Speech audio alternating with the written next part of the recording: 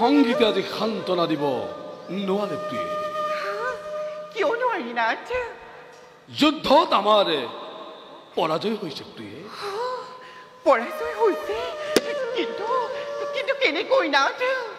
মই অশ্বস্থামাৰ লগত যুদ্ধ কৰি থাকোঁতেই কৰ্ণই তোৰ জয় বিক্ৰমেৰে আহি আমাৰ বেহু ভেদ কৰি দাদা নকুল সহদেৱ সকলোকে পৰাস্ত কৰিলে।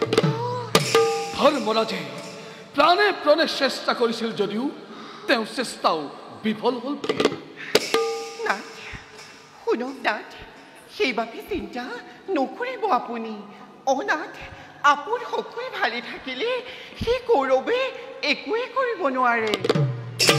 তথাপিতো নাথ কিবা দৰে আজি দাদাৰ আগত মই মুক্ত খুৱাম।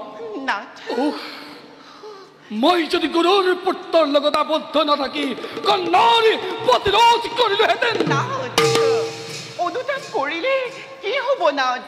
হোৱা কথা হৈ গ'ল।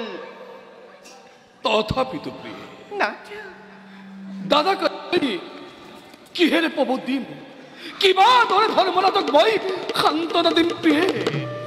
নাথ, শুনা নাথ, নাথ, এদিনৰ পৰাজয়ে আমাৰ সেনাক কাহানিও হতাশ কৰিব নোৱাৰে।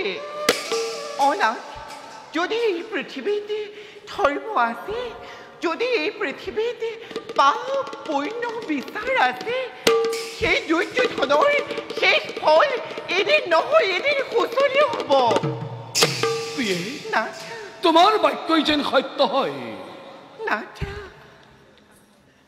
নাথ, প্ৰিয়ে, সৌহা, সৌহা নাথ, মহাৰাজ এইফালে আহিব লাগিছে। যোৱা, নাথ, তুমি শুশ্ৰূষাৰে প্ৰয়োজন কৰাগৈ। ভাল নাথ।